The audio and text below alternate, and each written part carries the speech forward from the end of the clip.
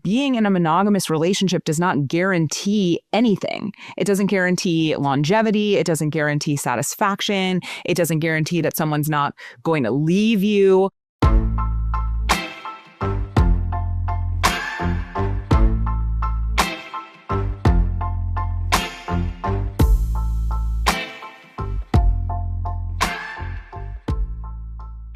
Welcome back to the Love Drive podcast. My name is Shaun. I am very excited about today's episode because it is the very first episode that I have recorded with a live guest. I don't have a studio, so we recorded in bed because I've seen other people do this and it was so fun. We have a couple microphones, we set up the computer, and we talked about sex. So very fitting that we did it in bed. My guest is none other than Claire Perelman, certified sex therapist, working, living, and playing in the Bay Area. We've known each other like we're like internet friends, and now we're going to be in-person friends. And this episode is very, very, very fun, very playful, very funny. Very explicit. This is not one of those that you listen to without headphones. Also, who's listening to a podcast without headphones? Okay, we get deep into squirting, consent, anal play, anal butt hygiene, multiple orgasms, Peter Pan syndrome, whether straight women want more casual sex and what makes that unsafe, how to have more sex, more of the sex you actually want, playfulness in sex, blowjobs versus cunnilingus. It is chock full. Claire and I could have done this for hours. She will be back. I'm so pumped for this episode. I think it's really fun. It's really playful. It's very informative. Enjoy. I bring you Claire Perelman on the Love Drive podcast. Hey, you want to hear something funny? I was hanging out with I guess we've started the podcast. I was hanging out with my friend recently. We were set up by a friend of ours. To be friends or to be lovers? To be lovers. Okay. But we got connected months before I moved to the Bay Area. Okay. And so we got email connected. And so we decided to keep emailing. Oh, it's like you've got mail. For 2 months. Holy shit. Yeah, it was cute. Like it was every 5 days or every week, you know. You know what she looked like? Yeah, I knew what she looked like. Okay. Yeah. Hottie somatic therapist. Oh, we love. Yeah, we do. Right, love. your type? Kind of my, actually my type is more like yoga fairy. Really? Yeah. You're not into like a muscle mommy? A muscle mommy? What's that? Like a fully yoked out, like lifts weights, like big muscles. Well, she'll just throw you around. She's not that, and no. I want to do the throwing around. Yoga fairy. Okay, all right. Harvard educated. Oh, Ivy League yoga. She fairy. is. Oh no, that's your type. That's like my. We're getting very specific. I mean, shoot for the stars. Okay, yeah. Anyways, long story short, we finally got together, and it was really sweet, fun dates. Okay. Okay. Lots of banter, lots of talking. So is love blind? Did you answer the question? Is love blind? Yeah, like love is blind. It's always trying to ask the question, can you get to know someone through the wall? Can you get to know someone via email? This was via email. It was like, I was curious about her. But in person, it was, everything was sort of there. Okay. Except for the like sexual charge piece. Yeah. I didn't want to throw her around. I didn't want to throw her around. So did you try kissing anyway? Oh, we did. Was that hot? I mean, okay. I was also kind of like, I had a sinus infection for half of it, so not hot. Okay, all right. That'll take the hotness off. But even after that, like we did make out and the kisses were good. Okay. But it didn't really stir up. Okay. Kisses didn't make you want to have more kisses. No, it didn't make me want to take her clothes off. And then I said, hey, I think we should talk about this, because she was like, do you want to make out? And I said, actually, we should talk. Yeah. Okay. And I shared all this information with her, and then she shared basically the same sentiment. Okay. I mean, often people feel the same way. You think so? Yes. Well, I think when you're lucky, people feel the same way. Yeah. And then sometimes they don't feel the same way. And that's when you have heartbreak or disappointment or. Right. But I think if the charge isn't there, like it's there. Both people know it. It's not there for both. Yeah. Like, or at least like even if the charge, like let's say you and I made out, if the charge was there for me but not for you, I would know that it wasn't there for you.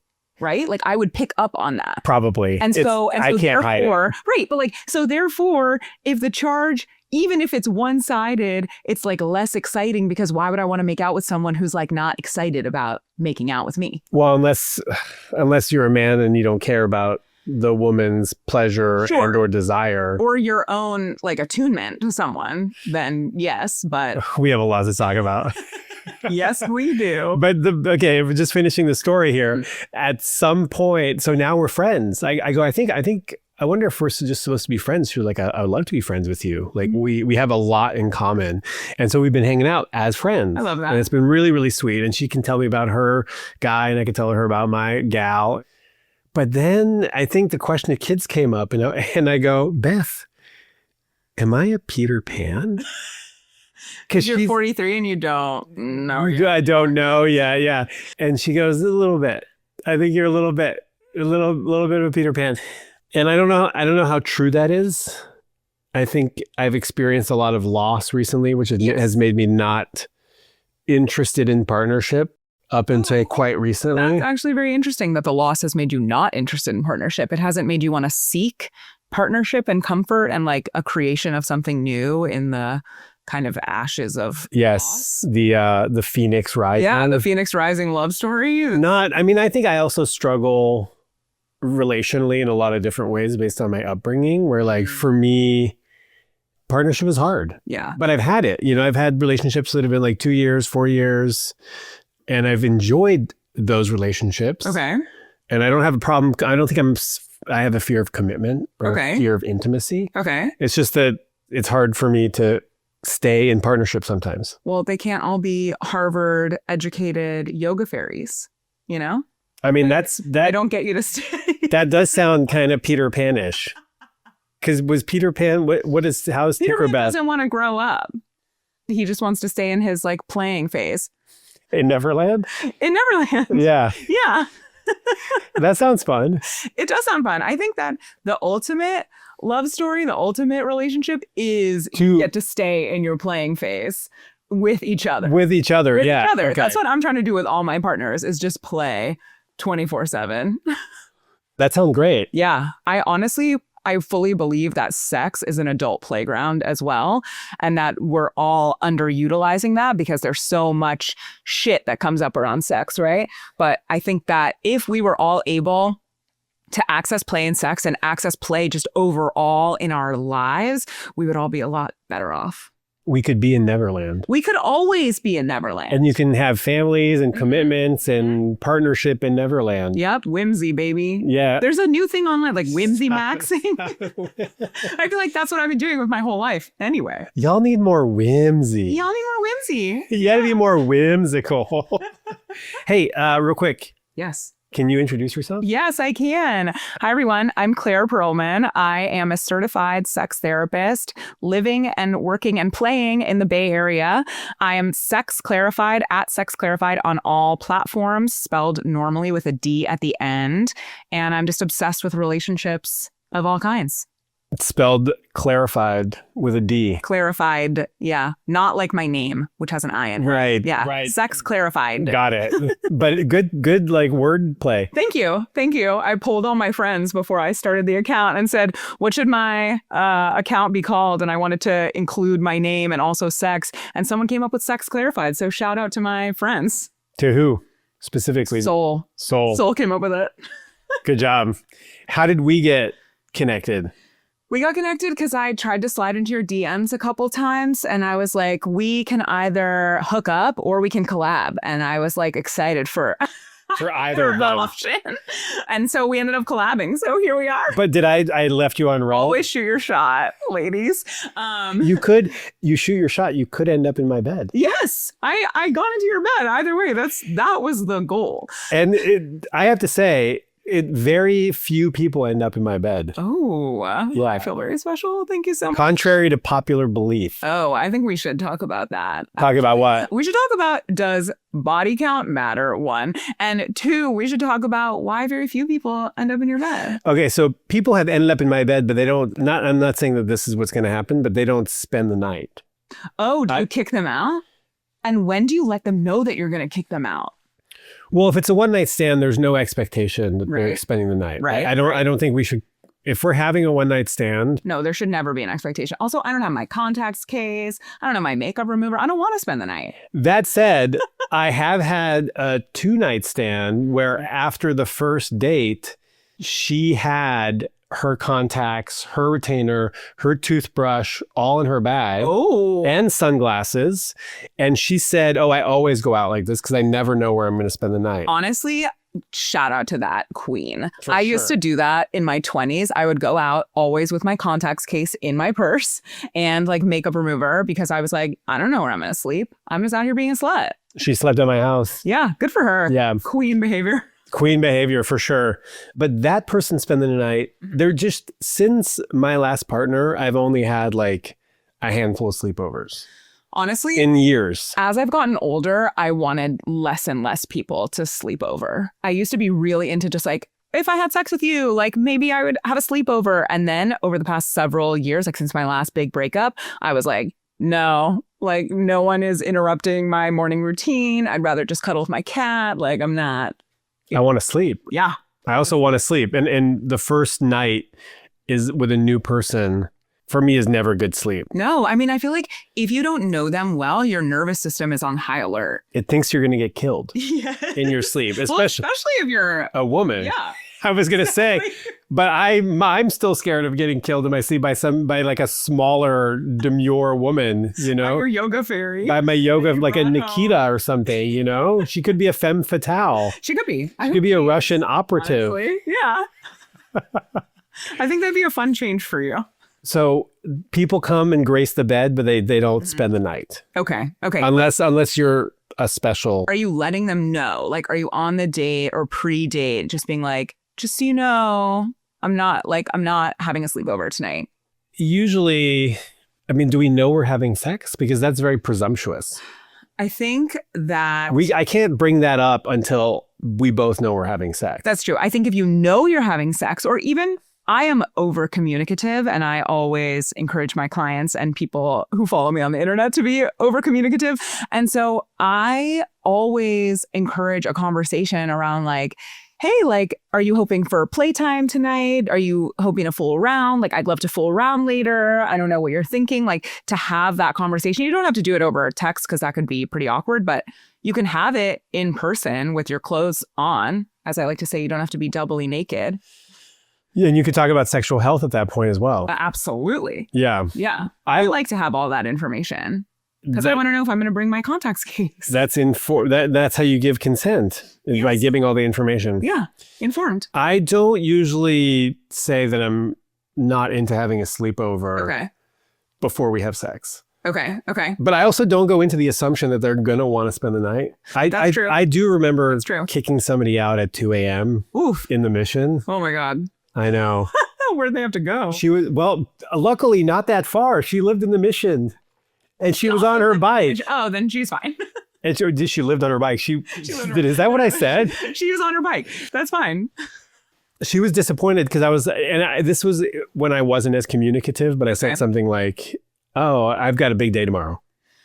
Oh yeah. Which is not, that's rough. That's rough. Yeah. I like to just let everyone know because I want to know. I want to set expectations. And I think it can help everyone's nervous system if they know what they're bringing in to the date. I also think that potentially I'm thinking about like dating in the poly world. People are extremely communicative, right? And often people have other partners or whatever. And so we're all trying to like negotiate around that. And so I think that like talking about whether you're going to have a sleepover or not, I mean, I need to know if I'm going to bring a bag, etc. Yeah, I need to know if you need creamer in your coffee. Exactly. Because I want to be a good host. That's exactly as you should be. And is it oat based or are we past that now? It's like now we're going back to almond, even though it's almond's bad for the environment, but it's better for my gut. I know. I never left almond milk, honestly. The microbiome.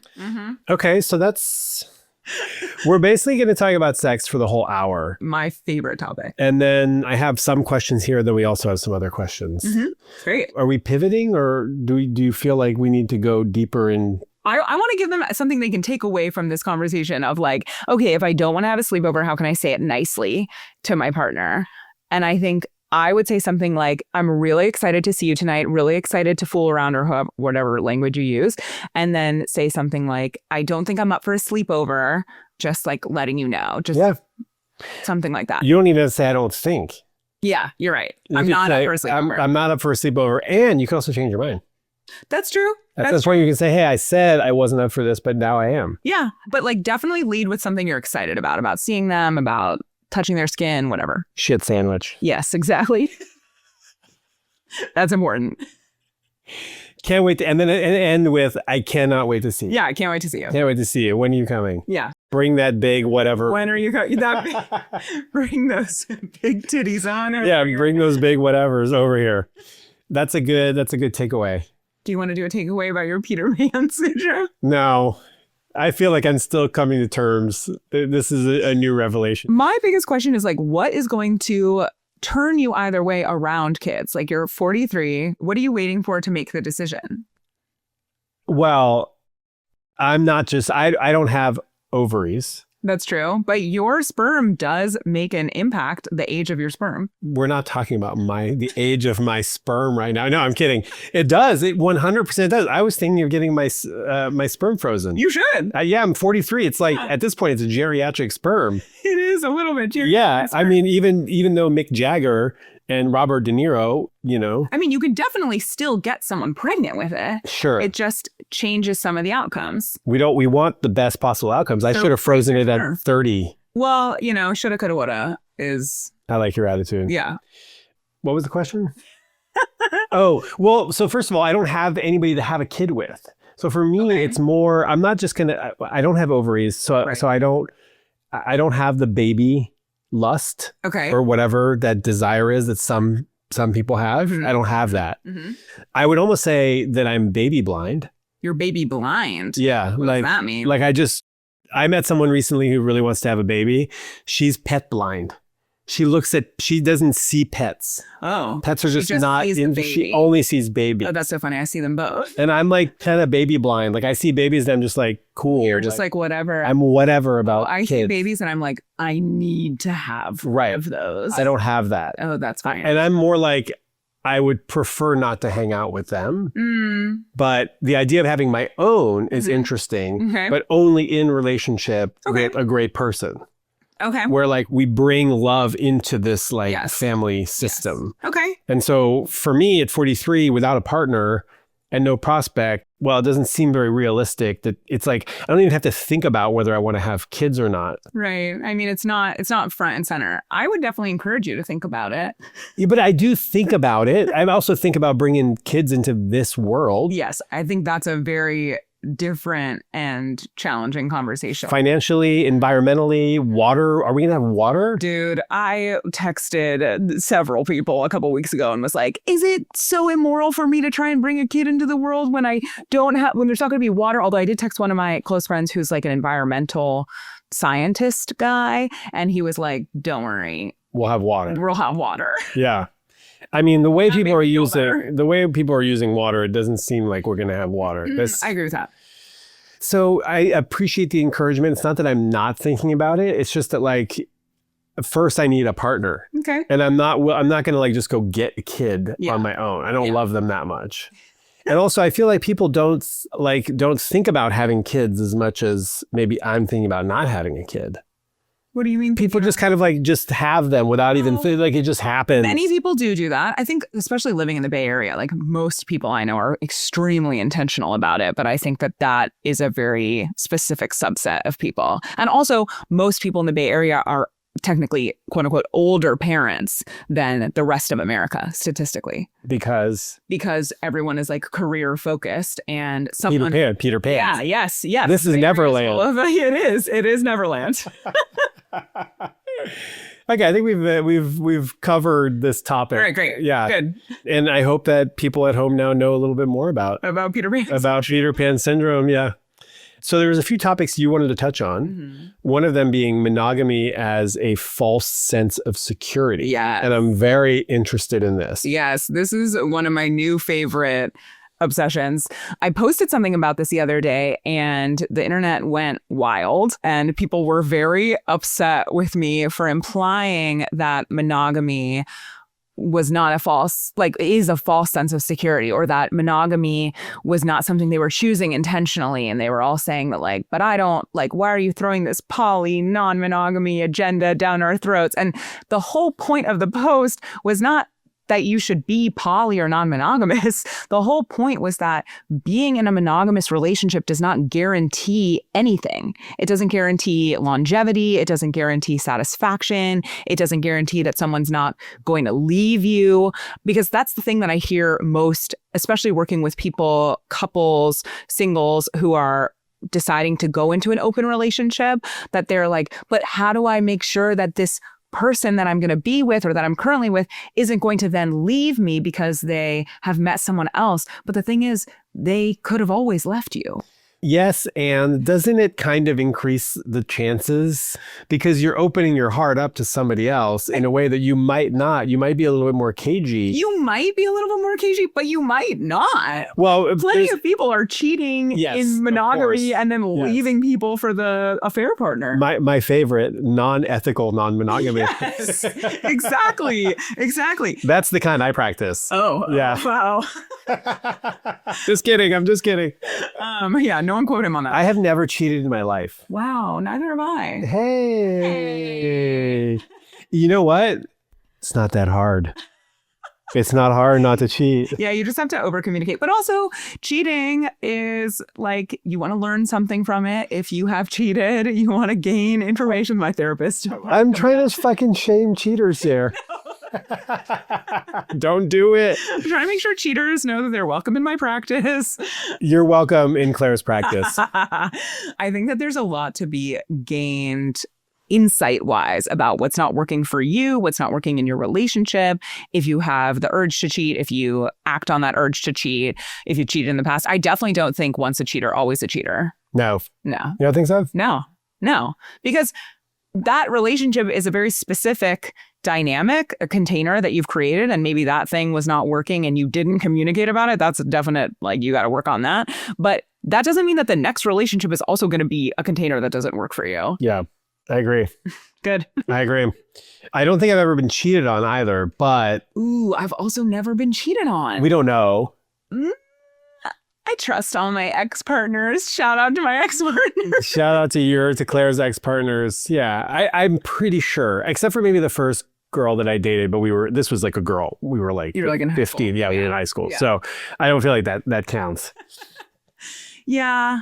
So people think that monogamy, you might get a false sense of security. Yes. I mean, I've always said even with bisexuality, people are oh, well, if they're bi, then they have double the chance of them leaving because they're also attracted to all the genders. Right, which is a bullshit stereotype of bisexuals. We are only slutty if we choose to be. And that does not mean we are cheaters. There are a lot of slutty straight people. There are a lot of slutty straight people. I mean, I think there are slutty people.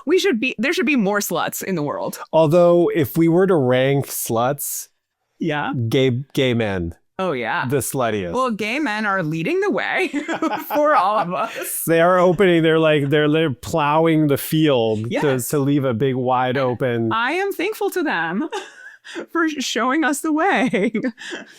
The gay men, it's like two gas pedals. Mm-hmm.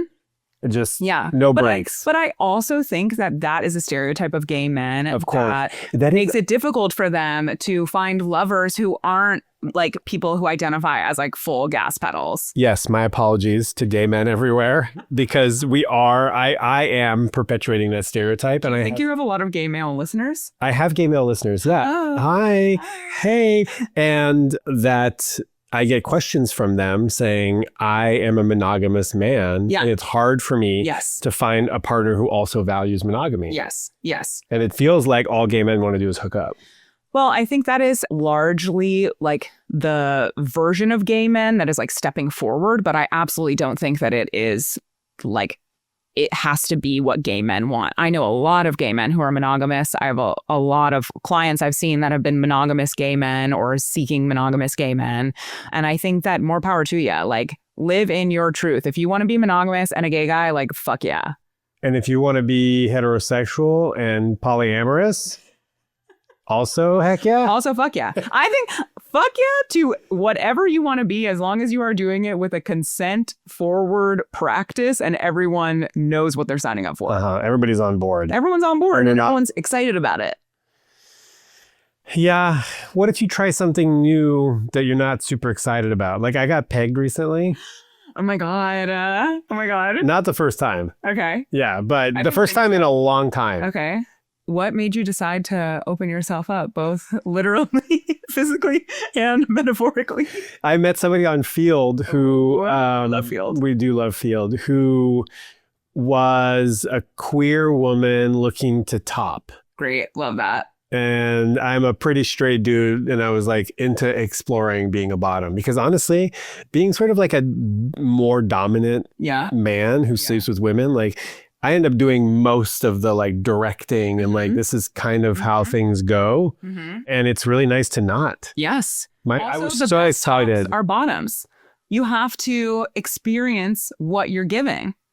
I think that's the best way to learn. Well, I did. Good. And did you have a prostate orgasm? Definitely not. Once I gave a guy a prostate orgasm and he told me he saw God. Well, it was like the best fucking thing ever. That sounds great. Here's the thing. This will be a good seg into like achieving orgasm or multiple orgasms. I have some questions about that. But I have tried prostate stimulation. Okay. Since I was like a 13-year-old boy. Okay, so you're into it, or you've just been trying? I've just been trying it. Okay. And it just doesn't feel that great. Okay, then why keep doing it? Because I want to see God. Obviously. Okay, I like this. It's like, you know, it's like women trying to squirt when they can't squirt or whatever. God. You don't need to squirt. Well, they don't want to squirt. They've heard it's good, and I've heard that a prostate orgasm is good too. That's and so I want to experience the fullness of the sexual smorgasbord. That's true. Okay, but not all bodies can do everything. Yeah, well, mine can't. Okay. Mine can't do that. Did you feel pleasure though? There was some pleasure around being dominated, right? Like being a bottom was kind of fun. The power play's fun. Yeah, and she smacked me around a little bit, and you know, yeah. But the sensation wasn't pleasant. No, but I've done that. You've done it. I've done that plenty, and it's like, okay, now I'm just jerking off with the prostate stimulation. Here's what I will say. It didn't take it to another level. We'll get into the nitty gritty. All right. Every time, if I jerk off with something in my ass, yes, the orgasm is not as good. Oh, that's interesting. It's like it's not as powerful. It feels like kind of stilted or like then it like there's like something in your head. Stopping. I like rimming. I like ass. I like around. Okay. I like maybe like. Well, maybe that's how you're gonna see God. I just don't think that's for how I'm gonna see God. Okay. The other thing is that like how relaxed and comfortable and like connected did you feel to this woman? Yeah, that gives us all the information. I mean, no, she's a total freaking stranger. Right. So the dude that I helped see God, like we were lovers. Like they'd been seeing each other for a while. Like we had a lot of comfort, a lot of intimacy. I think that is also very important. It's the same with squirting. If you're out here trying to squirt, like, don't just get some random person off the internet who's like, I'm so good at making women squirt. Like, this is my thing. Like, that squirt is not going to feel that good. Should I take that off my Field profile? I have a personal vendetta with the men who are into making women squirt as like a thing. I had an experience recently with someone who unexpectedly squirted. Oh, whoa. And it was incredible. Well, I mean, unexpected squirting, I think it can be very fun. We soaked the mattress, unfortunately. Yeah, I really. That's why you have to have one of those blankets. Yeah, I know. I have. We just didn't have it out, you know, and it's like you can't be like, you're about to squirt. Well, that's why you have like the blanket, you set it down and you're like, this is the sex blanket, just in case, whatever. It's easier to clean. Absolutely. And I'm with you. Just from the beginning. I'm with you. This is the first time having sex. We didn't have all that. Yeah, she'd never squirted before. She had, but you know, I don't think reliably. Okay. Yeah. I mean, fun. Super hot. super hot. Yeah. That actually segs really well into a question that I got on Instagram, which is, and we can talk about squirting as well, but is super wet a turnoff? Oh. Do we know if this is a dick haver or a vulva haver? This is a pussy. Oh. This is a question that I get actually fairly frequently. Really? Yeah, women are concerned that their pussy's too wet, and because they've also heard from their male partners, like kind of shaming them for being too wet. Thumbs down. I know this is a thumbs down to being too wet. No, thumbs down to those male partners. Wait, this is a podcast, but also video. But also video, yeah. So I did my thumbs down, but then I had to say what I was doing. No, girl. Too wet? No. It's you are perfect just as you are. And if you are that turned on, like fuck yeah. But also wetness isn't an indicator of turn on. No. It can be. It can be. I mean, if you're like extremely fucking wet, I would assume that you were a little bit turned on more than usual. Yeah. Like I drop those male partners immediately. Drop them, yes. Or educate them, send them to my page and educate the fuck out of them about how sex can work and how you can communicate or be curious about what's happening for your partner's body. If it feels different for them, then you can just like take a second and do something else, take their dick out, and then it will be a little less wet next time they put their dick back in. Well, I've also heard women saying just grab a towel and go... Yeah. And just slop it out there for a bit. Yeah. Or like use your fucking hand and then lick it off like a good boy. Okay. They're definitely not doing that. Definitely not. Yeah. Okay. I'll speak from my experience. Never have I been like, ew, this is too wet. Right. I'm always like more wet. I have never said that to any vulva having partner I have ever had. I've never been like, oh God, I can't believe how turned on you are. And squirting is fun because it makes things extra wet. Yeah. It's a different kind of wet, though. It's definitely a different kind of wet. It's you not... have to be prepared. Yeah, it's not as like slick. Yeah. It's not as lubey. No, it's not as lubey. It's more watery. Yes. It's more watery. It's like less sticky. So super wet is not a turn off. No, it's great. It's a turn on. Yes. For everybody. Yes. Except for people who are shaming you for having an overabundance. Yeah, it's a turn off that they said that to you. That should turn you off. Yes. Knowing that squirting in quotation is mostly urine, do men actually enjoy when women do this? Honestly, I think it's like each person has a different opinion. No, we want a blanket statement generalizing all men. I can't do that. Is this a not all men situation? Hashtag not all men.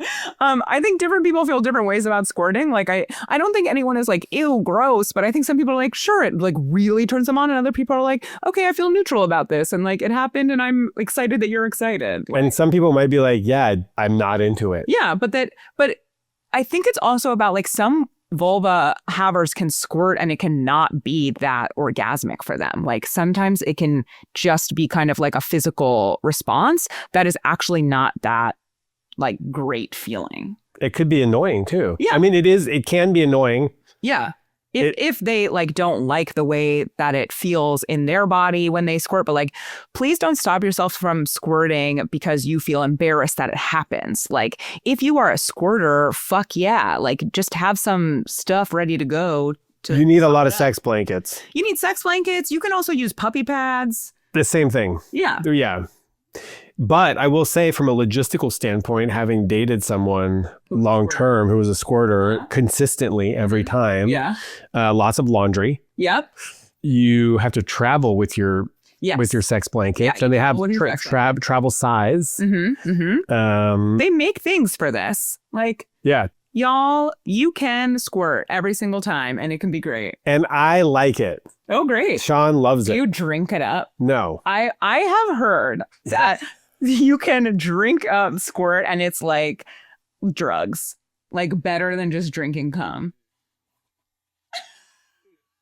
I mean, I won't say no to trying it. I think you should try and get back to your listeners. Well, the thing is that it's like I've never had somebody squirt without my dick inside of them. So interesting. Yeah. Okay. Not to say that I have like a magic dick. Oh, it sounds like you have a magic dick. It is apparently a good size. It's a good size.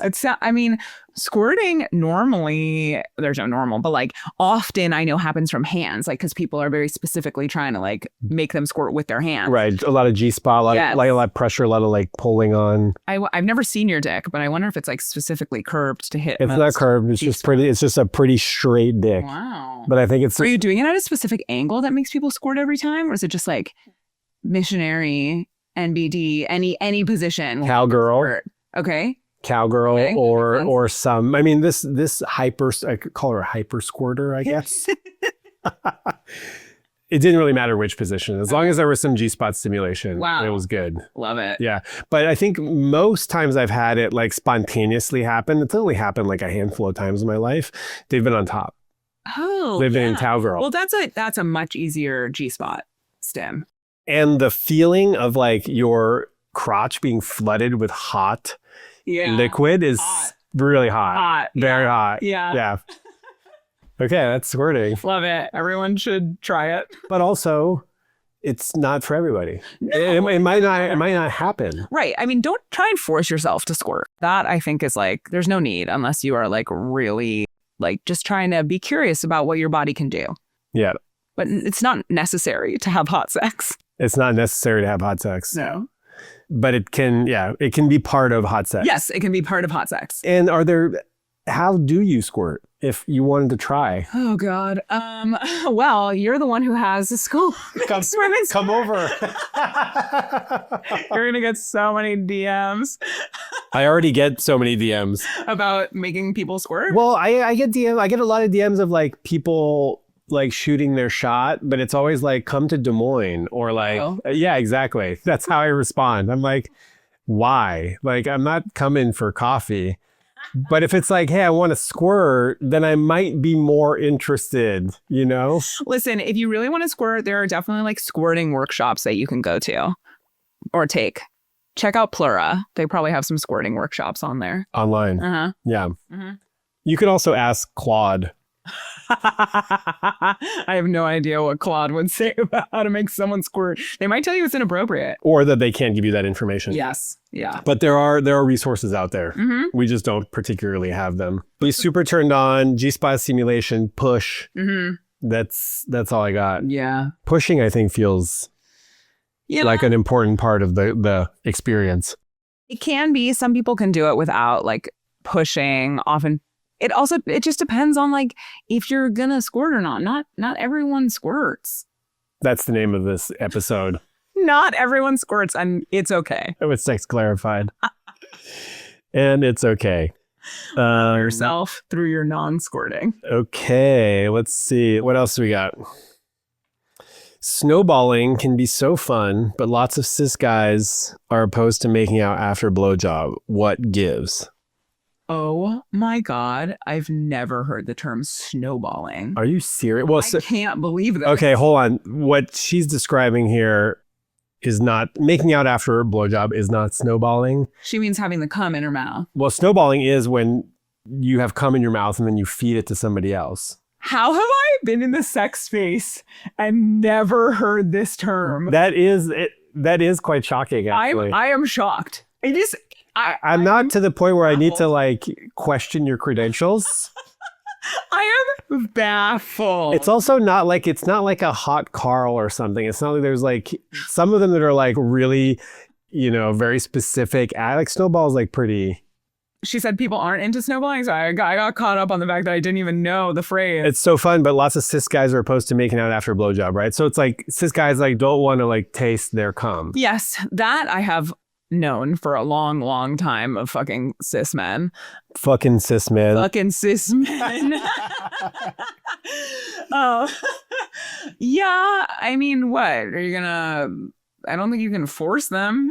No, and I think I don't think that's where she was heading. She's just saying what gives. She's just saying what gives. Well, the patriarchy, bro. So Patriarchy, heteronormativity. It's gay to taste your own sperm. Probably. It's not. We're saying I'm not saying it's gay to taste your own sperm. That's the message. Well, that's the idea. Yeah, There's no the message we've gotten. Yeah. But from who? Big sperm? There's nobody's saying it's gay to taste your own sperm. Honestly, patriarchy says it's gay to do most stuff. Right. Probably. It makes sense that it then follows it's gay to taste your own sperm. These are the same dudes who think squirting is gross or that extra wet pussies are gross. Uh-huh. Just stop fucking them. Yeah, don't fuck these guys. Don't fuck these guys. Just like on the first date, do better. Do better. Sit them down and say, listen, I need to know your thoughts on these 3 things. Are we like victim blaming though? If we're saying don't fuck these guys, like it's kind of on you, like you should. No, I think that you should be assessing for people's approach to sex before you have sex with them. Be discerning. Well, yes, be discerning, but also like do a little bit of assessment. Right. Ask some questions about how they think about sex, how they approach sex, how playful they feel like sex can. And yeah, I think you can do all of this before ever taking clothes off. And then you don't have to straight up say like, what do you think of a super wet pussy? But you can ask questions around just like the idea of sex or sexuality and then see how someone approaches it. And that will give you an idea of how they might answer the question, what do you think about tasting your own cum after it's in my mouth? Yeah. I think it's hot. Yeah, great. Also, I don't think you are. Right. I know. Okay. Never mind. Okay. I won't chime in then. Obviously, this whole. I'll just ask questions. Yeah. You. Yeah. Shaun, stop talking. No, but I'm also presenting an alternative view. Hey guys, it's fine. Yes. It's like, it doesn't taste weird. Also a snowball is different. That's like a whole load that you might not be into that. But like, if you come in somebody's mouth and they swallow, there's very little sperm left. Yeah. It's like a mild coating. I think it's NBD. And it's hot. Yeah. She's going to find it really hot. They're going to find it hot. You don't have to stop sex. You can just keep playing around. Yeah, but I'm hungry. I can't. For your own sperm. That's what I'm hearing. And she's got a snack for you. Problem solved. You don't have to go to the kitchen. My main message here beyond drink your own sperm is sex does not have to end once the dick haver comes. Yes. It should keep going. It can. It can. Some people are okay with it ending there. Some people are okay with it. Both partners can be okay with it. But also maybe that's... I don't think that has to be the rule, though. I think that we have been lulled into this sense of, okay, the dick comes and then we're all just done, no matter how satisfied either parties are. And I think that you can keep going. And also, for women fucking dudes, you can ask for it to keep going. You should, if you want. If you wanted to. Yeah. I will say, in my defense... I should probably stop talking. And I'm actually really curious about your input on this because my sexual arousal peaks after an orgasm, and there's a lull. It kind of goes down, and so and the way I understand feminine sexuality, it's not necessarily like that, but I actually have heard from a lot of women who are like, after I come, I'm down. I'm like done. Yeah. So for some women, it also depends if you're like experiencing multiple orgasms as a vulva haver.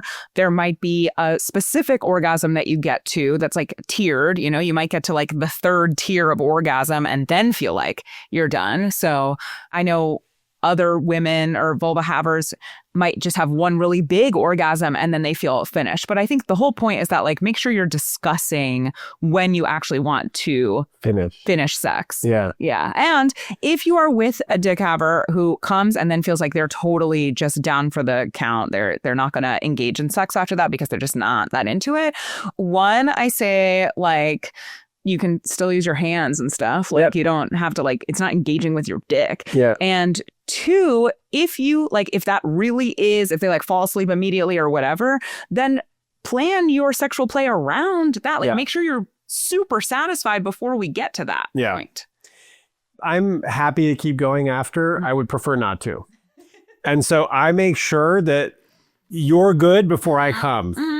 I mean, there is that book, She Comes First. Yeah. Which, I don't know, Ian Kerner. Yeah.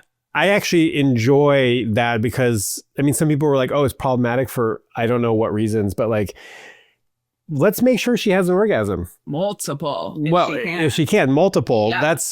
And so if that means she comes first, then she comes first. Yeah. I'm happy to wait. Yeah. I'm also more turned on. It's like there's like some edging happening. Yes, exactly. Well, I mean, she comes, 8 or 9 or 15 times. Well, that's great, but that's...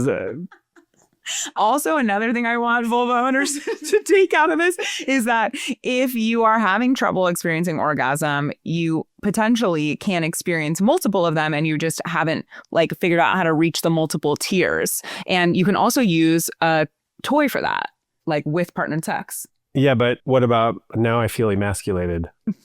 Sorry, I know you don't, which is why I made that. I mean, that noise. Why do you need that if I'm here? Well, because it's a lot for people to focus on to be that means that the dick haver has to be not only directing most of the sex, but using his hands and his dick to get this chick off. Feels like a one-man band. Right. It's a lot. It's a lot. And like, that's a lot of pressure. And to have the pressure to keep his dick hard. And stay hard. Yeah. And stay hard. And not come too quickly or whatever. Like, don't you want a little bit of support here? This is like your other co-conspirator. I need the troops. The troops. Yeah. Like, and if bring in the backups. Yeah. Well, it's not backups. It's like your co-director here. If you can get off reliably with a toy, like I don't see why you would not want your chick to have an orgasm. And then also you can do honestly more positions because if you're fucking her from behind and you don't necessarily have the like dexterity or the flexibility, like, or your body sizes are too different or something that's like too hard to like reach around, like use a fucking toy. Yeah. There is absolutely no shame in that. And I actually think it's way hotter if someone doesn't think that it is in competition with them. I'm a big fan of fucking while you're using a toy. Mm-hmm. I can't vibrate. My hand can't. Yeah, it's a lot to do the DJ. You got to get a lot of forearms. And like okay, if you're on your back and you're getting penetrated, you're chilling. Yeah, for the most part. Yeah, you got 2 hands. You can do. Yeah. I'll do my thing. You do your thing. It's honestly, it is a co-creation here. You're doing it together. There are women who are like, I cannot achieve orgasm with my partner. Mm-hmm. But can they achieve it alone? All the time. Oh, great. I actually made a whole post about this. Great. Very recently. Okay, what's the answer? So the answer is there's a lot of different stuff that is happening when you are alone versus with a partner. And honestly, I have lots of men that I work with as well who can achieve orgasm alone and not with a partner. And really? Yes. Oh, yes. A lot. And so the... Weirdos. No. I'm kidding. The thing that I tell people is there's a few steps to this. One, it's not to shame yourself or your partner. It is not either of y'all's faults. That never helps. Shame never helps. Shame never helps, and it actually makes it so much worse. One thing that I encourage people to do is stop making orgasm the goal. Make pleasure the goal. Because when we are focused on trying to have an orgasm, then the pressure goes up and we are less relaxed. And to have an orgasm, we actually have to be relaxed. So the thing that I want you to try and do is, one, try and copy paste as much as you can from your solo play to your partnered play with the knowledge that your body is probably going to feel different, right? Like some women orgasm or masturbate like face down, stomach down, and they're like grinding on something, right? And that is not a very easy thing to copy paste into partnered play. And so sometimes what I encourage people to do is simply start by masturbating the way that you do and the way that you like and making yourself come while your partner is also there with you. Great. Stimulating you as well. Maybe they're just kissing you. Maybe they're talking to you, just part of the play. So that your brain and body can start to learn, oh, this is possible. I can come with my partner. With somebody else. Yes, yeah, exactly. And just to recognize that, like, you're going to be thinking about a lot of other things when you're doing partner play rather than doing solo play. And another thing is to do mindful masturbation, where you are essentially doing like a mindfulness body scan practice when you're masturbating. And if you generally watch porn when you masturbate, then this is going to be slightly more challenging only because you're focusing a little bit on the porn. So I encourage you to try and do like audio only porn for this, or like turn the audio off and only do visual so that you can have a little less stimulation so you can pay a little more attention to your body. But watching porn is not bad. What I want you to pay attention to are the physical sensations that are happening when you're doing solo play, so that you can then replicate those physical sensations when you're doing partnered play. Yeah, it requires that requires tuning in and being aware of the sensations. And I think a lot of people have a hard time kind of tuning in to what's happening in the body. It's extremely hard. And it's also hard when you're doing partnered play because you're often then wondering how your partner's doing. Yeah. Like, are they getting off? Are they excited? And there's a whole other dimension of worrying about the other person. Instead of focusing on your own physical, the sensations that are happening. There's a book, God, so many segues. There's a book by Diana Richardson, and not the one taste orgasmic meditation person. And she wrote a book called Slow Sex. Oh, yes. Do you remember this? Yes. I had a lover once who was like obsessed with slow sex. Yeah. It's a great, I love, and this kind of segues really well into one of the topics that you wanted to talk about, which is like soft penis sex. But I also do want to go back to clitoral desensitization based on vibrator stuff and like having partners, having an orgasm with your partner. But the slow sex, she says, focus on your own pleasure. Let your partner focus on their own pleasure, but do it together. Yes.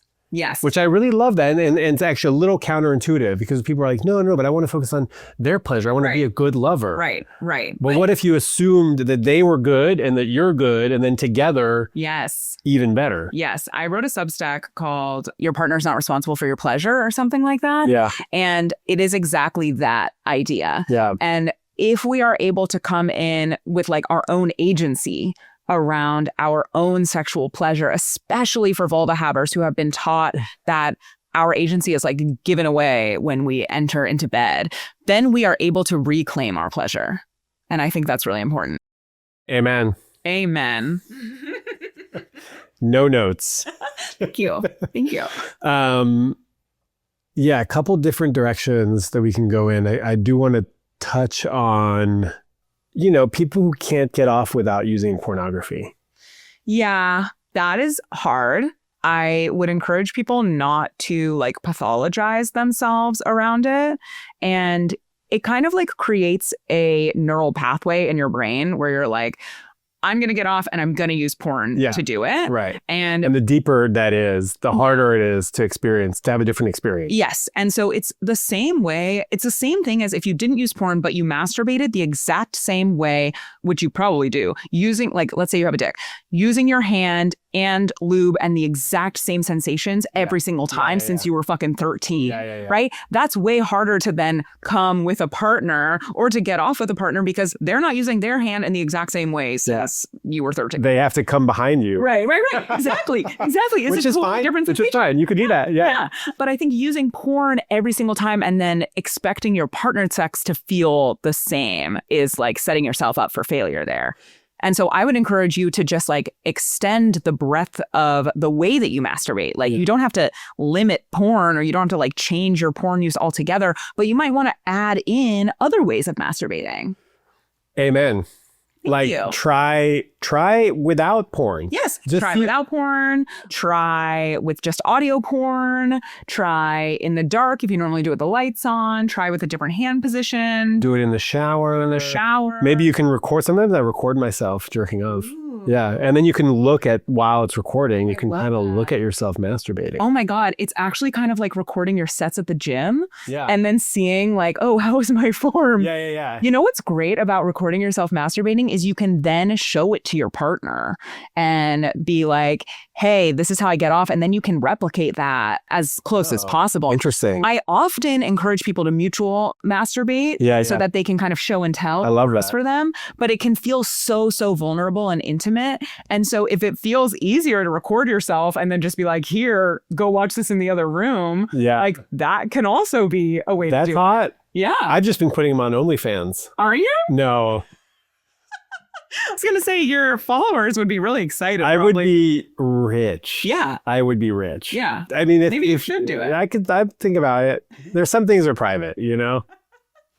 Some things are private. But everything's public on the pod, though. That's true. Yeah. Okay. What about women who are used to having an orgasm or using a vibrator? It's actually not going to desensitize your clit. Your clit's not going to like stop feeling pleasure otherwise. It's the same idea, though. If you're coming the exact same way every time, your brain and body are going to get used to that. And so it's about just adding in other ways to do it. I will say that like when I don't use pornography and I'm just like kind of vibing with my memories or my fantasies, my spank bank. Love a good spank bank. Extensive at this point. It usually takes a little bit longer. Yeah, which honestly is not a bad thing. It's not. And it's like, okay, I'm going to like settle in here for an extended session. Yeah. I also try, because there's a lot of tension. Sometimes like you tense up because you want an orgasm, which is kind of counterproductive. Yes. Sometimes you want to relax. Yes. And so I'm always trying to relax like my pelvic floor and just like not tense up. Usually the orgasms are better, but it takes longer to like kind of, it's a slower ramp up. Yes. To the point of no return. I think that's so important though, because I think that's an easy thing for people to add in and also to shift their expectations, right? Like many people masturbate and they just do it kind of as quickly as possible. And I think it's so important to masturbate in different ways so that when you have partnered sex, which usually takes a slower time, you are able to kind of flow with that and not feel pressure to come or not feel like, oh my God, I'm not feeling the same way that I'm masturbating, because masturbation and partnered sex are going to feel different, and that's okay. Yeah. Okay. What about homies who would rather masturbate to pornography than have sex with their partners? I would look into whether it is important to you to have sex with your partner. I think it's important for the partner. It's important for the partner, but not for the who's not. Who's gooning in his vape den, in his gamer den, you know. Well, if it's not important to that dude generally, then I would encourage the partner of that dude to really investigate whether that is the kind of partner that they want to continue to invest in and to continue to work with, because you can't make someone change if they don't want to change. I think what happens is, maybe in this hypothetical scenario, is that like they have a good sex life, both of them are into it, and then sort of that becomes less exciting and it gets replaced with pornography because it's like easier. It's quicker. It doesn't require, It is. Yeah. It is easier. It's easier. And it doesn't require another person. Yeah, I say that to my clients all the time. Often what I see in this scenario is not actually someone who's like, oh, the sex life has dropped off. It's become more like my partnered sex life has had a lot of pressure put onto it, or maybe we're trying for a baby, or maybe there's this added anxiety around it. And so like doing masturbation with porn is so much easier and less pressure and less emotionally taxing. Yeah. And so in those scenarios, often the person I am talking to wants to have a partnered sex life back again. And so what we're working on is how to reintegrate that. It starts with acknowledging that masturbating to porn on your own is always going to be easier and less emotionally taxing. Great. We know that. But that and normalize that. Yeah. And I'm never going to be like, oh yeah, well actually having sex with your partner is so blah, blah, blah. No, dude. Yeah. It's always going to be easier to just fuck yourself alone. Yeah. And if it is important to you to have partnered sex, you are going to have to move through some of those more difficult moments of emotional labor and all the other good stuff to create that partnered sex life that you've been looking for. There's also the idea that if things aren't going well in your relationship, it's hard to have sex, right? Because there's a lot of intimacy required, and it's you always have to face the music. Yes. And so I can imagine that it's easier to just lock yourself in your bedroom until you get your needs taken care of, rather than addressing all of the issues that might be getting in the way of wanting to connect romantically. And the real question is what kind of partnership do you want to have? What kind of partnered sex life do you want to have? And are you willing to do the work to get it? You know what's funny? What?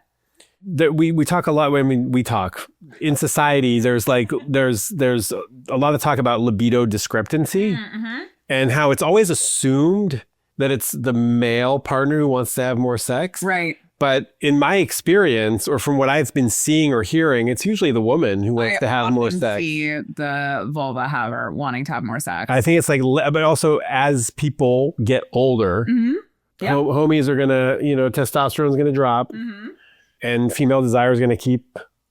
Yeah, I mean, I think it's also about like what kind of effort goes into a partner and sex life. Again, like I think that there's going to be some kind of desire discrepancy in whatever relationship you're in. Like even two gay men are going to have a desire discrepancy. Like no two people are exactly the same in how much they desire sex. And so it's about how do you work with that in your relationship, whether it's gone up or down for either person, and it likely will across the entire span of your relationship. I guess what I was trying to say is also like, let's stop blaming women for being the low libido partner, because it's not always true. Well, yeah. I think there's no like one generalization you can make about desire discrepancy, but people love to make them. Right. Yeah. And it definitely makes women with high desire feel bad. And so women with high desire, there's nothing wrong with you. Amen. Hold on. I got to go get water. Okay. Would you want to go through some of these questions? You pick one, pick Sure. Dealer's choice. Okay, let's see. Oh, there's so many sweet ones. Okay. They were particularly good. Yeah. Okay, so some of these are going to be quick answers, but this one we kind of went over. This is from a vulva haver. Friends have 5+ orgasms per sesh. How not to compare when I'm stoked to have one? What the fuck? Just be happy you're stoked. Right. If you're stoked to have one, fucking great. Like you do not need to have multiple orgasms if that's not how your body works. Wow. It's almost like it's either keeping up with the Joneses, or it's like comparison is the thief of joy. Yes. It's all about having satisfying sex for you. If you have a great one orgasm, like fuck yeah. Pumped. Yeah. Good. That's more than most. Yeah. We love it. Okay. Ooh, hetero guy who loves butt stuff. How do we get women more comfortable? Shaun. Great. Well, I hate to say you got to talk about it.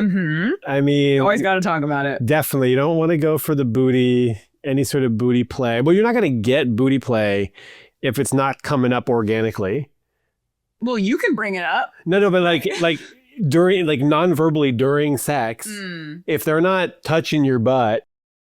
I would say many straight women, since a straight guy asking, many straight women are not just going to go for some dude's ass. They're not going to go for some dude's ass. But also dudes, first of all, hygiene. Yes. You need the cleanest of asses. I would suggest, clipping, shaving. When you have a lot of hair, it's tough for the play. Oh. You don't have to, but I think it makes it easier. I used to shave my ass for a long time. I used to shave balls and ass. Okay. Because I really liked a lot of ass play. Great. Yeah. And so it's much more inviting. I think it is much more inviting. It's much more inviting. I stopped recently because I don't know. Because you live in the Bay now. Because I was living in the Bay then when that happened. It's just like, it's a lot of upkeep. It's a lot of upkeep. I think you can do it just like before, you're going to have sex if you want. And I just think that it is helpful, and it doesn't get lube everywhere. Like lube really sticks to a lot of hair. Well, you also don't need lube if you're just doing mild butt play. Right. Okay, so this guy loves butt stuff, according to this guy loves it. So yeah. So you probably use lube. But this is we're talking about like regular people, not butt sluts. Yeah, so trimming is a good idea. You use a clipper, put a number 3 on there or something, and just kind of like thin the forest. Yeah, they make manscapers. They make manscapers. So number 1. Number 2, hygiene. Clean. I think the fear with some hetero women is that it's dirty back there. It does not have to be dirty back there. Also, it shouldn't be dirty. If you're doing full on pegging, inserting things, there's always a potential that there will be some poop. Yeah. And that's fine. You can't keep knocking on poop's door expecting poop not to be home. Exactly. But generally, if we're just doing like outer butt play or a little bit of light finger stuff or like rimming, it shouldn't. Yeah. There should not be any. Just wash your ass. Just wash your asshole. Number one. Number two, clip your asshole. Number three, you're going to have to at some point talk about your asshole. Yeah.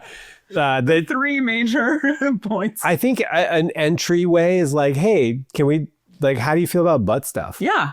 Yeah. Butt stuff. Yes. Just that you could use those words exactly. Yeah. And I wonder, I mean, usually when someone says it to me, I say like, for you or for me? Yeah. And I would hope that whoever's on the receiving end of that says, you can ask that question, because if a man says to a woman, what do you think about butt stuff? She might automatically assume he's trying to have anal with her. Right. Which is kind of probably a safe assumption. Yeah, often. But I think like if this dude's trying to get his ass, worked, then I think he can be like, how do you feel about butt stuff? I'm into it. I'm into receiving it. He can just, float that. I love getting my ass played with. Yeah. I love getting my ass played with. I like the rimming. I like the outside part, a little finger inside during a blowjob And you could be like, it's not a necessity. Unless it is, then you should really only be dating women who are into it. Yeah. But you could be like, I'm just bringing up the conversation, and do this with your clothes on before you are in bed, please. Easier to. Way less vulnerable. You don't have to be doubly naked. Who's doubly? Oh, that's You're double vulnerable. I made that up. Got it. That's good. Yeah. We'll keep using it. But also how it's like so awkward if you're naked in bed and like your dick's getting sucked and you're like, how about touching my ass? And then she's like, Yeah. You do it before so that you like know what's happening. Yeah. I think there's also a fear that like maybe some hetero women will think that that's a gay thing to do. Or that he might be like a little fruity. Well, I hope that those women understand that that is not what it is. And also, if he is a little fruity, who gives a flying fuck? Yeah, well, because then what does that mean? Maybe he'll leave me for a dude. I mean, this is the patriarchy and heteronormativity. I would encourage then those men to not date those women. Right. And I would hope that they would be able to expand their view of what sexuality is. Yes. Love it. Yeah, that's all I want is for people to be able to expand it. It's fun. It's playful. You're allowed to want to get your ass played with. Yeah. And it doesn't mean you are a specific sexuality. Well, okay. So I've had like a couple homosexual encounters in my life. Mm-hmm. I've dated some trans women. I've had some threesomes with dudes. Okay. I blew a guy in college. Okay. And some women will say, oh, homie is for sure gay. Like, no straight guy would ever do any of those things. And I identify as pretty straight. Like I'm a little fruity. Well, you're pretty straight because you know what the options are and I've tried them. You know what you like. I've tried them, yeah. Just knowing, I mean, I can be vegetarian and have eaten meat. No. In the past. A real vegetarian would not do that. No, because I want to know, I want to know what that was my exact argument. Like, oh, if I'm a vegetarian and I had meat once, am I no longer a vegetarian? You just understood what the options are and you're like, oh, actually, being a vegetarian works for me. No one's fighting the vegetarians on that. Most vegans did not start vegan, okay? And no one's coming for them. Actually, they're all coming for vegans anyway, but... Yeah, vegans, do your own thing. We love you. You're literally saving the world. Yes. Thank you. And you're saving the chickpea industry. Big chickpea. Big tempeh loves big soybean. Big soybean is alive and well. I have gotten a little pushback there. And I assume then you stopped dating whoever gave you that push. No, I wasn't dating these people. Oh, these are God, people. Yeah, no, they're internet people. Giving their opinions on your sexuality. Yes, people love doing that on my Instagram. That's so dumb. They're allowed to though. You're allowed to. You're right. More engagement. You're allowed to be wrong. That engagement is engagement. It's funny. I get a lot of like, oh, I thought he was straight. Oh, I thought he was gay. Oh, I thought he was bi. Oh, I thought he was. We would love you on the bi team. You're always welcome. I don't know. Representation. I just don't want to make out with a guy. Yeah. I don't want to be romantic with a dude. Yeah.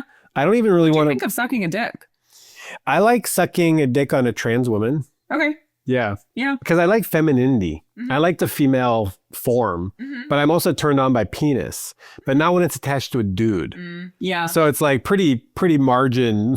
Like it's like, Yeah. you know, it's a specific niche. Yeah. It's a specific niche. Well, it can be served. It has been. Great. But yeah, dudes, I don't know. Like I've had a couple of threesomes with another guy and a woman, and like I tried like blowing them or whatever, and I'm just like, well, first of all, it's a lot of work. It is a lot of work. It's way more work than eating pussy. The jaw really, yeah. The jaw, it's active. I mean, I think eating pussy is pretty active. But there's less stuff in your mouth. First of all, it's easier. Well, I was going to say it's easier to breathe, not necessarily, but no, it's less physical. Both can be very physical. Well, if you're incorporating other... Here's the thing with eating pussy, your mouth your head can be static, but your mouth is working. Yes. You're not usually doing this. Moving. Right. Yeah. But with a blowjob, there's a lot of, I just think the jaw like has to be so much bigger with a blowjob than it does eating pussy. It depends. Yeah. Depends on the size of the penis. That's true. I encourage everyone to try both. Yeah, and it doesn't mean anything. It doesn't mean anything. It means you tried. It means you tried. Yeah. Just like being a vegetarian. Tell people that. I did wonder if I was gay for a while there. Because I had experimented as like a teenager. Yeah, I mean, I think that is the messaging that most men especially get. Yeah. That if you are even experimenting, you're gay. Because straight guys don't do that. Right. They know. Right. I actually think it's so much hotter for everyone to have experimented and understand. As long as you are being clear with the people that you are experimenting with, that like you are learning something new about yourself and they are opting in to that scenario and you're not just like using them for your own experiment. Yeah, if you're like bi-curious. Yeah. Well, I hooked up with this woman who was bi-curious on Field, and she said that it was shockingly difficult to find a woman to sleep with as a bi-curious woman. Yeah, I think that lesbians are like less interested in like coaching you. There's a lot of lesbian hate towards bi women especially bi women who are experimenting. Bi-curious, yeah. It's very unfortunate. Yeah, it's too bad. I mean, like some of my favorite sex experiences were with lesbians who were experimenting. Yeah, I love that. Like so fun. I love that so much. It's so fun. I think it's a lot of lesbians have been really burned by women or like bi-curious women who are experimenting and then inevitably go back to a man. I think that can feel really, really shitty. And so it makes sense that a lot of lesbians who have had this experience or have had other women in their lives had this experience want to stay away from it. But I do think that there should be more emphasis on like being inviting to bi-curious women and femme presenting people, because I think otherwise, like, how are we supposed to understand what we like, where we fit in? And also, I think it stops a lot of bi women from coming out and claiming their queerness. Yeah. I think it's sad. Yeah. But bi women, you can experiment with each other as well. And yes, that's true. And I have also, that's right. Yeah. 2 bi-curious women together. Yes. That's what you filter for on Field. There's been a lot of like learning. That would be the best scenario. I mean, it could be a little bit like a little clunky. Clumsy. Yeah. But you know what? We all got to start somewhere. I will say that when I had sex with someone who had never had sex with a woman who had never had sex with a man before, she was a self-proclaimed gold star lesbian. Oh, and then she gave away her gold star. She gave me her gold star. I guess. Do I get it? I didn't want to assume. I don't want to assume that I got it. That's like, it's mine now. Yeah. He's like, here you go. Not once did I assume that she would just be like, oh my God, Shaun, you're the best. This is all I've ever wanted. Right. I assumed experimenting that she would be going straight back to women after me. That it was just a one-time deal. Exactly. So you got to opt into it. And I think a lot of women especially are like, that's not what I'm looking for. It's just like a hookup, right? Yep. But if you are interested in it, then fucking like make it known. And I hope that other people will receive that. She made it known. She reached out to me. She said, hey, I've got... Did she DM you on your you're... No, this was way before this. This is somebody that I used to know in San Francisco. I love and it. she reached out and she we had like friends in common. And she goes, hey, and we used to always flirt, but like it was totally clear. Yeah, and you were like, this, she's a lesbian. She's a lesbian, and I love flirting with lesbians because, yeah, exactly. So it's very like... Everyone should flirt more often overall, and it doesn't have to go anywhere beyond flirting. Except for I get called gay bait all the time because I like flirting with gay boys too. Anyways, she reached out. She goes, hey, weird request, but I would love to have sex with a man, and I've identified you as someone who might... A safe guy. A safe guy to have sex with. Are you interested? I go, I think we should talk first. Yeah, love Let's that. get together. Love that. And we talked, and I go, I'm super into it, but like, what are you looking to experience? What are your boundaries? We did like desires, fears, and boundaries. I'm obsessed. She was like, okay, I want to like penetration and do not want to suck your dick. Great. And I was like, great, thank you so much. Great. And then during sex, she was like, actually, I really want to suck your dick. I was like, wow. Also great. Being flexible. Being clear about your interests. Yeah, what do you want to do after? Oh, I want like 10 minutes of cuddling and then like a shower or something. Yeah. That peak excellent sex behavior, talking about aftercare before you have sex. Hard to remember to do. Hard to remember to do. And if you're having that negotiation, I mean, obviously that was a very clear, specific negotiation, but it can be a great thing to bring it back to the beginning when you're asking about sleepover or not. You can also include like, even though we're not going to have a sleepover, I'd love to like make sure that I give you exactly what you need after we play. What would that look like? A sleepover. Well, that's going to take some negotiation. Okay, we could like nap for 10 minutes and then shower. You're gonna fall asleep. Citrus. Yeah, I'm gonna sleep. Citrus. We can have some oranges together and slices, like after chocolate. Yeah, orange slices and like an igloo like Gatorade thing with a little. Capri Sun. It could be a shower. It could be cuddling, pillow talk. I love a Sexit survey. One of my past lovers gave this to me. Shout out to her. This was the best thing ever. You can go over, what did you love about the sex that you just had? What are you excited about the next time that you have sex? If you think there's going to be a next time, what do you want more of next time you have sex? And what also might not have worked for you? Yeah, what do you want less of? Rose, thorn, bud on the sex we just had. A Sexit survey. Everyone should have them. I'm a fan of a Sexit survey. I love a Sexit survey. Yeah. I've done them before. I don't do them all the time, but one more question. Yes. And then we'll wrap it up. I know you've got a busy day. I know. Clients. Okay, hold on. Just a couple real quick fire. People what they want. Necessary to give a new partner a heads up that's squirting like a fire hose. Did I squirt like a fire hose? Yes.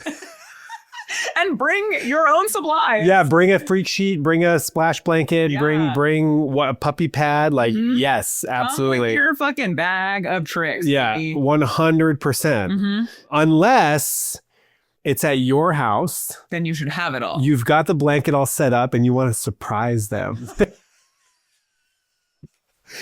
I feel like that would be okay. I feel like you don't have to say. Yeah, you should surprise them and then be like, oh my God, it's the first time. Oh my God, you're so hot. Your dick is amazing. You're amazing. That's hilarious. Don't actually do that. That would be funny. I mean, I think it's like. That would be funny. Also okay. You could also be like, sorry, just kidding. Yeah, like that happens a lot. Just kidding, your dick isn't that good. So not necessary, but like. I think probably. I think people probably want a heads up. I would be okay with being surprised for sure. But I would be pissed. I would be pissed if you were in my bed. I would. Yeah. If you're going somewhere, you should definitely be clear that you're going to squirt because that might shift the bed setup. Yeah. Because some people spend a lot of money on their bedding. Yes. I would be very annoyed if someone squirted in my bed and I was not prepared for it. Yeah.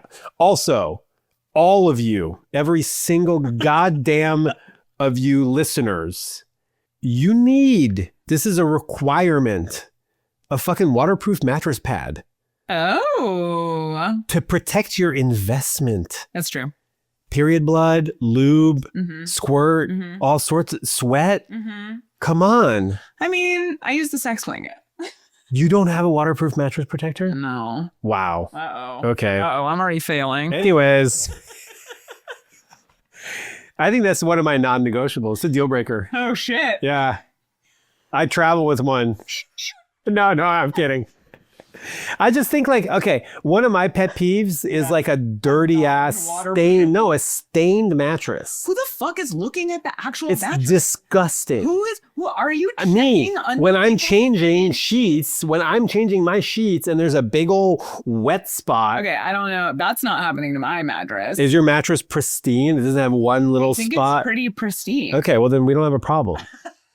Great. I'm back in the good graces. Everyone, I know you're all concerned there for about 2 minutes. Okay, let's see if we have another like yes, no that we can both agree on.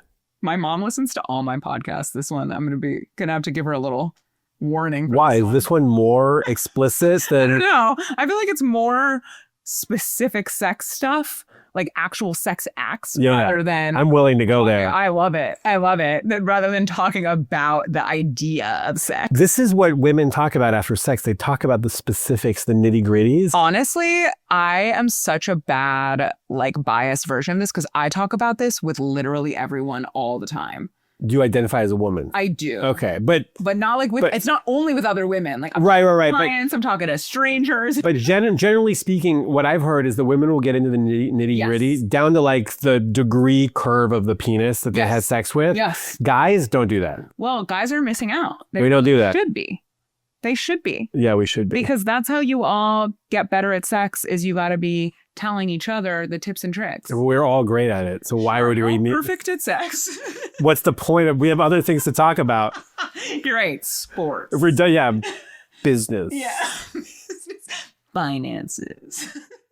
Just some insight on men with low libido. Feels like all men but my boyfriend have high libido.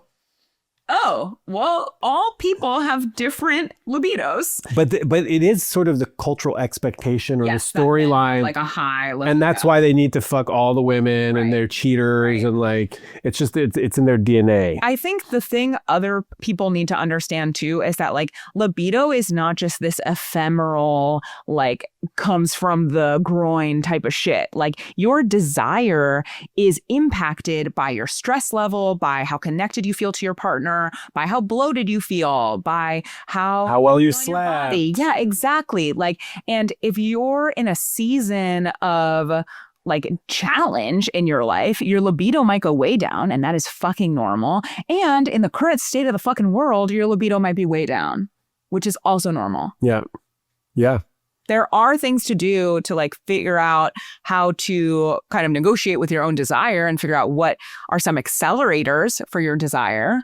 And more importantly, what the brakes are for your desire and how to take those brakes off as much as possible. Shout out Emily Nagowski for making that. Come as you are. Yes. I was in my head. I was like, what's the name of the book? Yeah. What's the name of the book? You got it. Go, Emily. Okay, a couple quick fire, because then we got to get you out of here. Let's go. How to address wanting anal as a woman? Ooh, I mean the same way that we had the discussion earlier. Hey, baby. Yeah. How do you feel about plowing my ass tonight? How do you feel about butt play? Receiving. How do you feel about putting your dick in my ass? Yeah, but also for everyone doing butt play where you're inserting something, please make sure that you are using a lot of lube, that you are going slow to begin with, and that you are warming up with your fingers probably first. Or a butt plug. I love a butt plug because it's like static. Yeah. It lets the butt just like relax. Yeah. You can get like a series of butt plugs, small, medium, large, then, you know, whatever. You can also train on your own. Like train on your own. Solo play. You can train while you're out doing groceries. Yes, you can. Absolutely. If you are into that. You could have a little ponytail sticking out of it too if you want. You can go to Folsom Street Fair and have a unicorn tail. You can do all sorts of things. Yeah. Have you done that? Not at Folsom Street Fair. Okay. There are some women who love anal. Yes. These are probably not the women who are having a hard time addressing if they want anal. No. But like also there's, you can just be like, I love to get fucked. Yeah. I love to get my ass fucked. Yeah. And just make sure they know how to fucking do it. Right. Like, it's not just like, oh, I would love to get my ass fucked. Like, great. Now I'm just going to fucking plow you. Like, you have to do the warm up and they have to understand how to use their dick in your ass, and that like you might need to stop for a second and breathe while their dick is getting inserted all the way. And that's totally normal. The insertion part, unless you're like, used to getting plowed back there is going to take some time. It can take like 20 minutes. Sure. Like 30 minutes. Yeah. Like it's not just That's totally fine. Yeah. Yeah. What's and the just rush? Make sure you use a lot of lube. What else are you doing? It's nothing. You have nothing else to do. You are just doing each other. Take your time. How often is normal to get tested? Every partner? If they want. If you want. I think some general guidelines could be like every 3 months if you are having a lot of new partners, every 6 months. You could say every 3 partner. Every 3 partners. Every 5 partner. I like to get, you can say I want to get tested after every new partner. Yeah, you can absolutely do that. Whatever you want. Yeah, it's really up to you. As long as you understand what your results are and you have current results and your partner has current results, great. But they were asking how often is normal. There is no normal. Never. Never is probably normal. The average is probably not enough. Yeah, almost never. Yeah. But that's not what we're going off of. Yeah, I mean, there's nothing hotter than being like, I was tested last month. Yeah. I've had 2 partners since then. My tests were whatever, blah, blah, blah. Yes. I love when I hear that. I also love that. Yeah, throw it on your field and you got me, girl. Especially for someone that has multiple sex partners at the same time or overlapping or whatever, like get normally tested. Also, how risky is the sex? Right. If you're having condom sex, if you're using, let's say you're using condoms and there isn't, then you're not having oral sex, like, okay, you can maybe go longer, you know? It depends on your risk tolerance. It depends on your partner's risk tolerance. It's really up to you. You can get tested whenever you'd like. If you're having sex with no condoms, with IV drug users, sex workers, you probably want to get tested a little more often. More often. Yeah. You just want to know. You want to have a current status update for people. Yeah. Okay, one last one. Okay. One quickie. Yeah. What do you think the breakdown is of men wanting casual sex compared to women? I think that ideally women actually want more casual sex, like overall, not more than men, but just more than they say. But or more than they're having. More than they're having. But I think that in actuality, it is so much more dangerous for women to be having casual sex. And so they are having less of it. Yeah, the risks and the consequences are so much higher. Right. Yeah. Right. And so I think that, like, if we're talking about heterosexual people, right? And I think that men have less of a danger risk, and so they have more casual sex. Dan Savage was saying that if women felt safer to have more casual sex, and they would have much more. We can't say how much more, right? But absolutely. But if there was the like straight equivalent of a bathhouse, women would go. Yeah, because we're not just assessing for sexual partnership, or assessing for safety every single time we have sex with anyone. Yeah. And which I don't have to. Right. Even when I'm getting pegged, I don't really have fairy yoga woman. Correct. Yeah.